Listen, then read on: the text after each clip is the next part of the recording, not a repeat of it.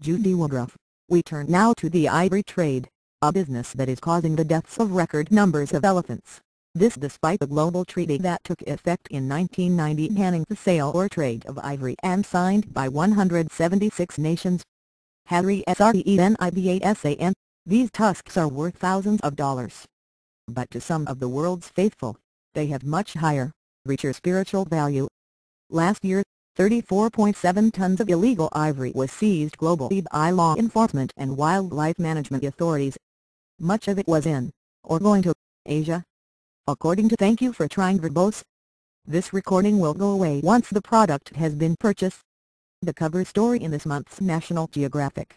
The hunger for ivory in Asia is being stoked by a demand for religious icons, like these used in Catholic processions in the Philippines, carved from the tusks of elephants.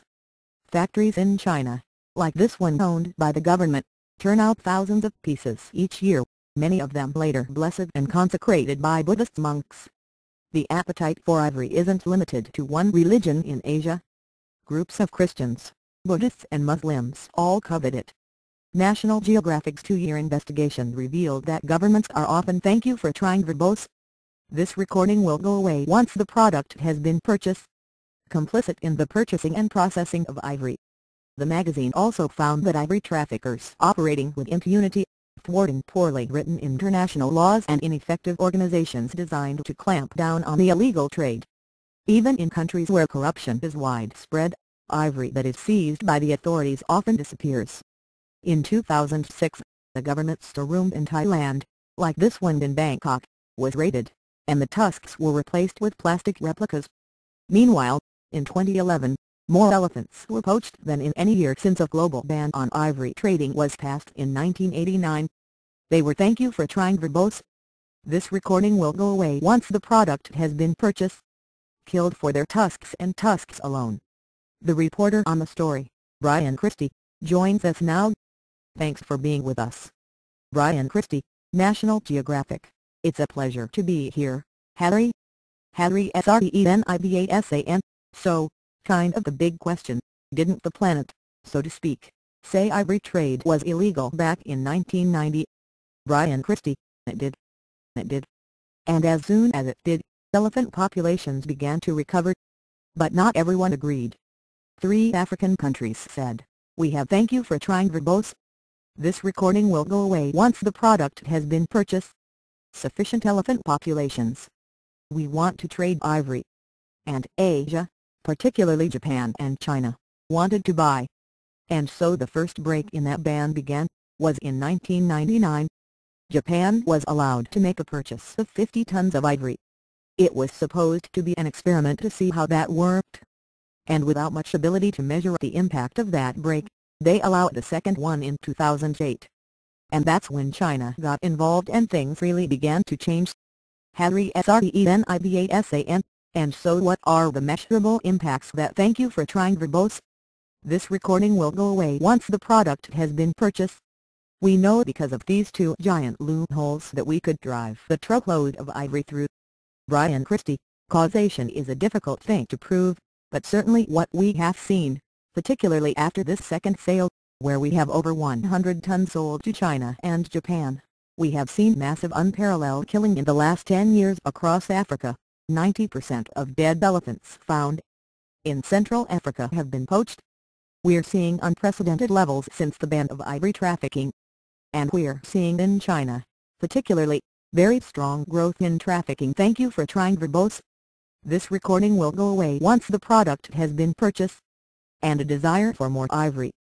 Harry SRENIBASAN. Let's talk a little bit about on the demand side. You take us into this world in China that most people probably have never been into.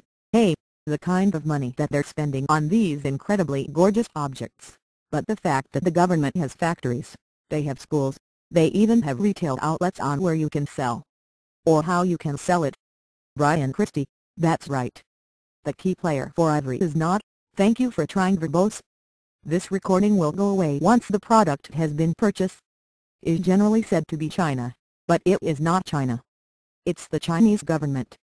The Chinese government was a major buyer at this 2008 auction. They bought over 60% of the ivory for themselves. They have built a factory, It's the largest ivory carving factory in China. I visited there. I was there 2 weeks ago. Post the story. They are training people in schools. They are building a capacity. So it's not just, the thing to focus on is not what just happened up to now, but is everything about China. Thank you for trying verbose. This recording will go away once the product has been purchased. Is saying, we have done this. We have opened the door to Ivory, and we're ready to get bigger. And everything about China is capacity, when it comes to Ivory, expanding capacity. Ivory SRENIBASAN, you know, one of the questions that we had across social media, what is the consumer responsibility in all this? There's no fair trade ivory, per Southeast, is there? Brian Christie, no. The only legal ivory is ivory that either came in before the ban, and that's true across the world, or thank you for trying verbose. This recording will go away once the product has been purchased. Ivory that is in these two countries, China and Japan. But consumers, well, we can put it this way. If consumers stopped buying, elephants would stop dying. And consumers, you know, there are lots of reasons that it makes sense to kill an elephant in Africa. You're a poor person. An elephant is intruding on your space. Imagine if an elephant were in your yard. These sorts of questions become complicated the closer you get to an actual elephant. But the consumption, none of this would. All of thank you for trying verbose. This recording will go away once the product has been purchased. The bad elements, the corruption, the dead rangers in the field, the dead poachers even, none of that would happen without people buying ivory. Ivory SRENIBASAN, but what's the thing, after these 2 years that you spend reporting the story, what's an image or a moment that kind of sticks in your head? Brian Christie, there was one particular moment where we were driving along, and the light was coming down. It was sort of, the sky was great, and we had been driving for some time. And I thank you for trying verbose. This recording will go away once the product has been purchased. Looked to the right and realized there had been an enormous herd of elephants that we had been driving along. No one had noticed. And they had noticed us. And it was this incredible moment that really was moving for me, and you could see in an instant the society and the social structure that I had been reading about at work. And these were sentient equals, certainly with equal rights to life. And I have held that image throughout the investigation. Ivory SRENIBASAN, alright, Brian Christie from the Thank You for Trying verbose. This recording will go away once the product has been purchased. National Geographic, thanks so much for your time. Brian Christie, well, thank you very much.